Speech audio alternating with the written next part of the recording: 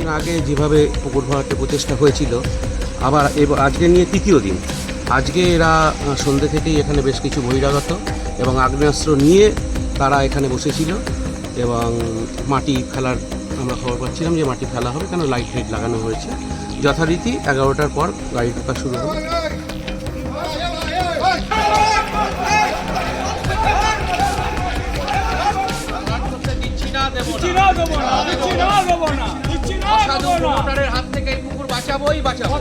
হচ্ছে যে প্রশাসন কোনোভাবেই, বিশেষ করে লোকাল প্রশাসন, লোকাল কি এর সঙ্গে লোকাল প্রশাসনের যুক্ত আছে? হ্যাঁ, এখন তো আমাদের তো মনে হচ্ছে পুরোপুরিভাবে যুক্ত।